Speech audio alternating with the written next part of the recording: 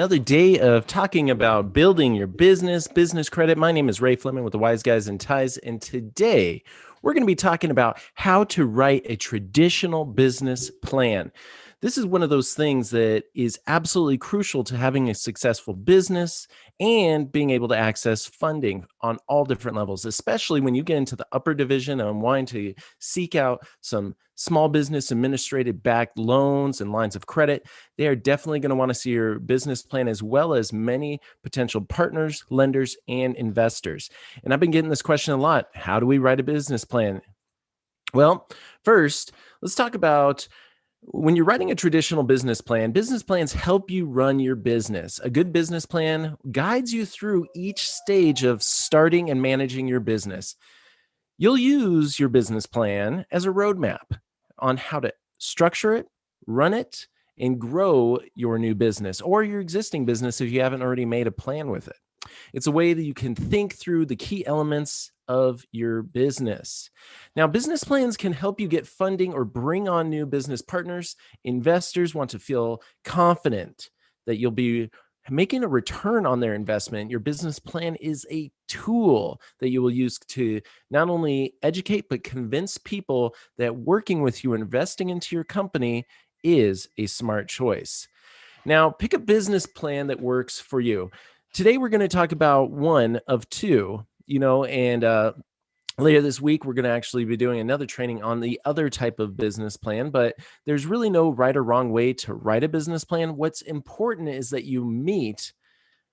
it meets your needs, really. Most business plans fall into two of these common categories: traditional, which we're talking about today, or a lean startup. Yes, I'll touch base on that a little bit, but we will go over that more in depth on another day. Traditional business plans are more common, use a standard structure, and encourage you to go into detail in each section. They tend to require more work up front and can be dozens of pages long. Lean startup business plans are less common, but still use a standard structure. They focus on summarizing only the most important points of key elements of your plan. They can take as little as 1 hour to make and are typically only one page.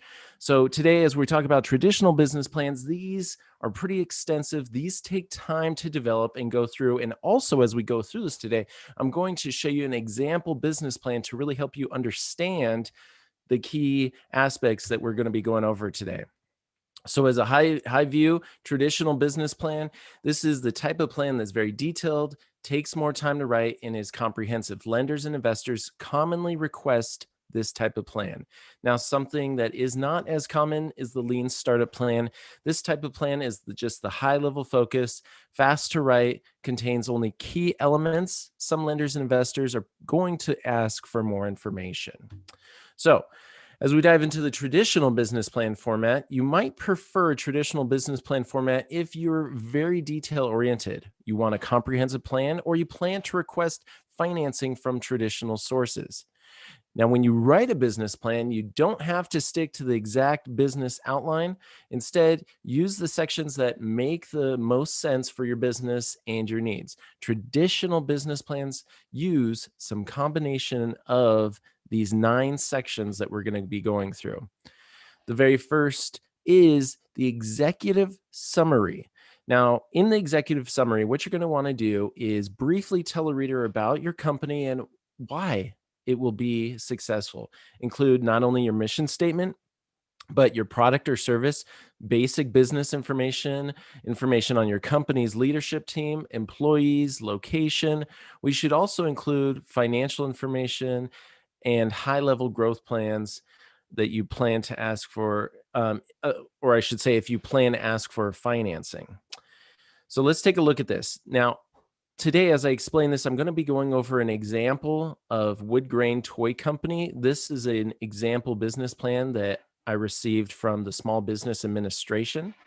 And so their executive summary was, one, talking about their product. Wood Grain Toy manufactures high quality toys for children aged 3 to 10. All toys are made from solid hardwood, including maple, beech, birch, cherry, oak, and toys are built to be long lasting with sufficient moving parts, and engage child's interest, but not limit to his or her imagination. Their customers. The target audience for wood grain toys is parents, grandparents who wish for their children or grandchildren the opportunity to play with a toy that's not only durable, but also aesthetically pleasing and can still harness that creativity. The future of their company. Although a toy manufacturing business is highly competitive, they believe that they are going to be in a place, and there is a place for high quality, attractive, durable, and affordable toys. Their goal is to build and market toys that entertain children and stand the test of time. So that kind of gives you a little idea on what their executive summary looks like. After that, you want to go into the company's description. Use your company description to provide detailed information about your company. Go into detail about the problems your business solves. Be specific and list out the customers, organization, businesses that your company plans to serve. Also, you're going to want to explain the competitive advantages that will make your business a success. What differentiates you from everybody else? Are there experts on your team? Have you found the perfect location for your store? Your company description is a place to boast about these strengths. The organization and management. Tell your readers how your company will be structured and who is going to run it. Describe the legal structure of your business. State whether you have or intend to incorporate your business as a C corp, an S corp, form a general or limited partnership, or if you're a sole proprietorship or an LLC. Talking about what type of entity you're going to be.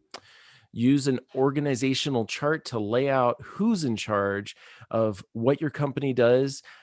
PowerPoint is a great way to do that, making little boxes and arrows and showing who's going to control what. Show how each person's unique experience will contribute to the success of the venture. Consider including your resume and CVs for key members of your team.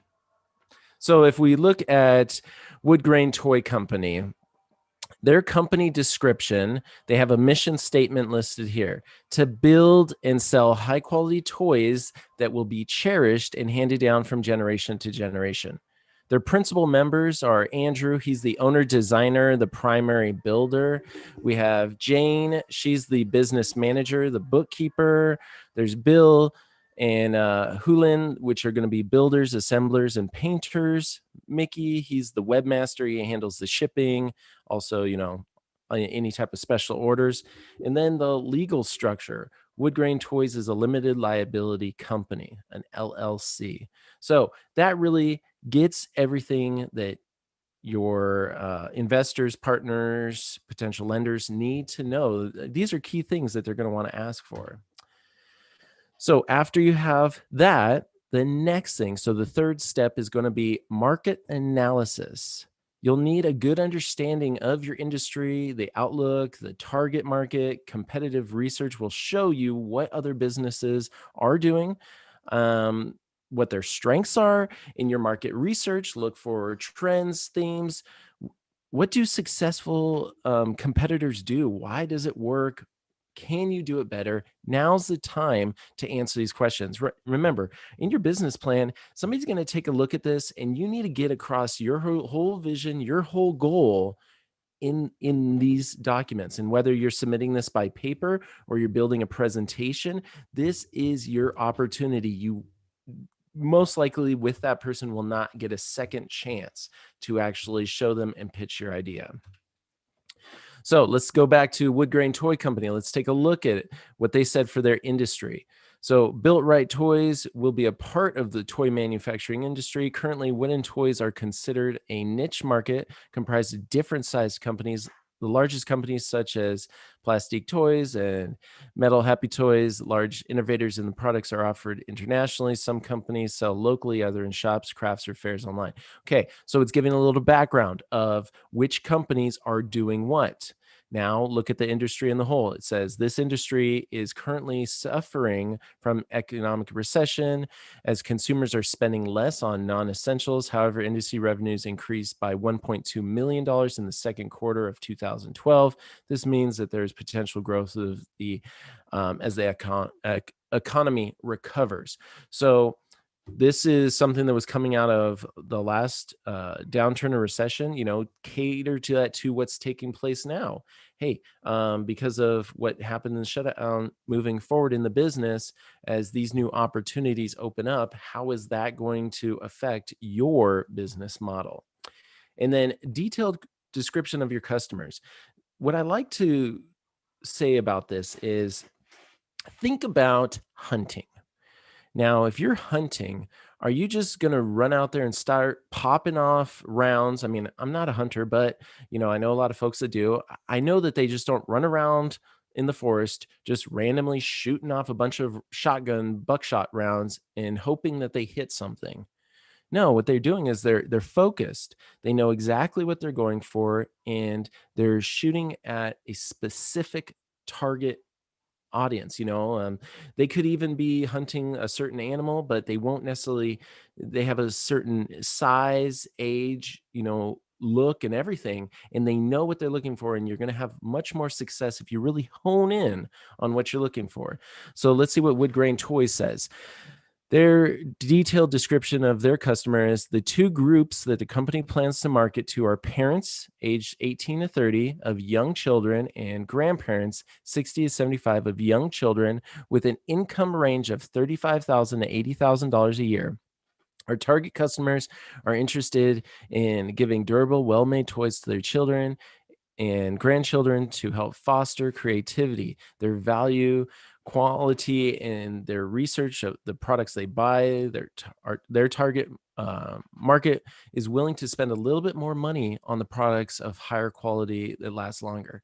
What's so amazing about this is Facebook, Instagram, YouTube, social media, LinkedIn, Twitter, any of these social media platforms, and even just Google in general, you can directly look for these folks. You can select, okay, I want, parents, 18 through 30. I want grandparents this age.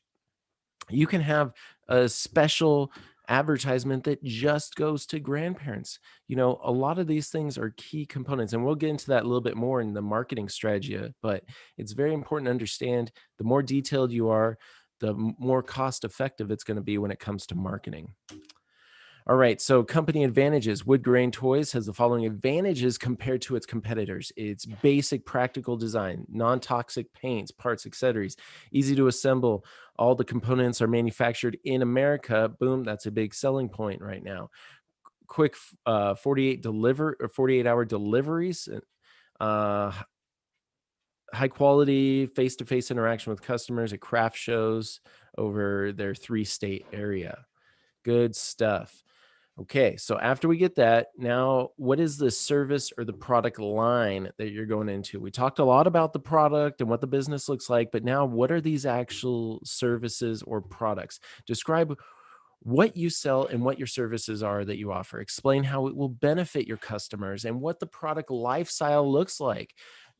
As we've been seeing in this example, these are looking for long term. These parents are going to be able to give these to the kids and use those for their grandkids. I know as a parent myself, my grandma has toys that not only my mom played with, but my brother and sister and I played with, and now my children are playing with. And these are just solid wood built toys that have lasted a really long time. This is something that even appeals to me. I'm like, hey, that's really cool because, the plastic stuff that, we can get at Walmart breaks within 2 weeks.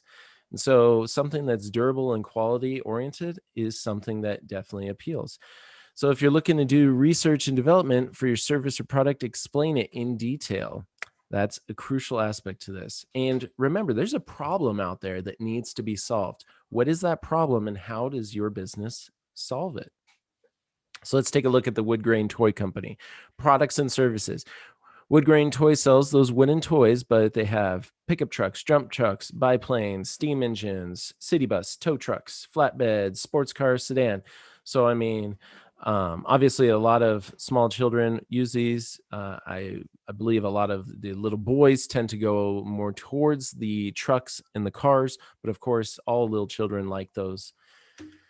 Now, their pricing structure, they have all the prices outlined in a general rule of thumb on what they're going to be looking at. It goes all the way from $30 down to about $5 for the little additional trains. And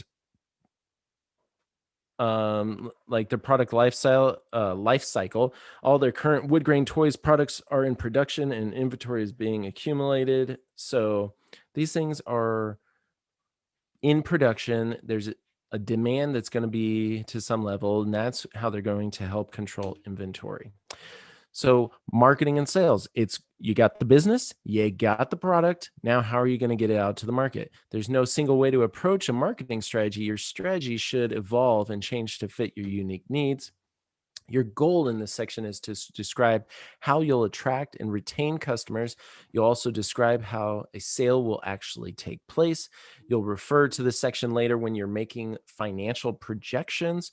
So you make sure to thoroughly describe your complete marketing and sales strategy. So let's look at the growth strategy of wood grain. To grow the company, Wood Grain Toys will do the following: sell products at craft fairs in California, Oregon, Washington as business grows, advertise in target markets, especially in advance of the holiday season. How are they going to communicate with their customers? Well, they're going to communicate by providing an email newsletter with company news, product information, craft fair schedule, utilizing targeted Google, Facebook advertisements, utilizing social media such as Twitter, YouTube, Facebook, LinkedIn, Pinterest, Tumblr, providing contact information on the company website, adding labels on toys that include company name, contact information, and web address. How to sell these items. Currently, the only person in charge of the sales for this company was Andrew. As profits increase, they would look to add an employee to assist with social media and online marketing. Target demographic for the company, are parents of children ages 3 to 10. Perfect. So really kind of giving you this big overall look. And by this point, I'm sure you're already getting a good idea of what grain toy company does, how they're going to do it, and how you can probably already start to think, how is this business actually going to start to play out? Now, if you're doing any type of funding requests, so you don't have the capital that you need to start up, if you're asking for those funding, this is where you're going to outline. Then after you do all this, then you're going to outline your funding requirements. Your goal is to clearly explain how much funding you'll need over the next 5 years or whatever term you set and what it will be used for. Specify whether you want debt or equity. This is going to be a difference between partners and lenders. And there's also a difference between investors. It's very important to understand that there's 3 separate levels of contributors to your business. The terms you'd like to borrow those funds at, the length of time your request will cover. Give a detailed description of how you'll use those funds. Specify if you need those funds to buy equipment, buying materials, paying salaries, covering specific bills until revenue increases. Also, include a description of your future strategic financial plans. What does that look like? Paying off the debt, selling your businesses, going public. What does all that actually look like? How are people cashing out? And financial projections. Supplement your funding request with financial projections. Your goal is to convince the reader that your business is stable and it will be a financial success. If your business is already established, include income statements, balance sheets, cash flow statements for the last 3 to 5 years. And if you have other collateral, you could put it against the loan. That would be a big, selling point, and make sure you list it now. Like I said, this is the time when you can put it all out there on the table. Financial projections provide a prospective financial outlook for at least 5 years. Include forecasted income statements, balance sheets, cash flow statements, and capital expenditure budgets for the first year. Be even more specific and use quarterly, even monthly projections. Make sure to clearly explain your projections and match them to your funding request. So don't be in there asking for $3 million, but then they're like, well, it looks like you could get by with $50,000. Why are you asking for so much? Yeah, so if you're like, well, I need to pay myself $500,000 the first year of startup, you're not going to get very far with that. This is a great place to use graphs, charts, and tell your financial story of your business. And then at the very end, we're going to have Appendix. This will provide supporting documents and other materials where specifically requested. Common items include credit histories, resumes, product pictures, letters of references, licensing permits, patents, legal documents, permits, other types of contracts. So this is kind of a grab all for anything that was left out that may need to be included. Will Van, great info. Thanks, Will. Thanks for being here today. Oh, yeah. Huge shout out to everybody that's here live in the training. We got Felicia, we got Lauren, we got Tabitha, we got Will. Thank you for being in here, guys, and everybody that's tuning in on YouTube. Remember, on the Wise Guys and Ties YouTube, this is recorded. You can always go back through and review this. And after you really have the appendix aspect in here, that kind of wraps it all up into a nice package. So folks, this has really kind of concluded our training for today. I really wanted to just show you those key 9 aspects to writing a traditional business plan, because this is going to be crucial when it comes to getting the funding that you need and going out there, securing those different aspects of pieces that are going to help you build your business. I just want to say thank you for everybody that really tuned in today, and make sure you tune in tonight because we're going to be going live 7 p.m. Pacific time, where we go through sorry, 6 p.m. Pacific time, 7 p.m. Mountain time. See, one thing you guys don't know, Arizona doesn't change time. So when everybody else just moves their clock, Ray has to kind of shift himself to, keep everything on schedule. So 6 p.m. Pacific Standard Time or Pacific Time, we are going to be live tonight, where we are starting very fresh on the business plan to build a rental real estate business and raise capital for that.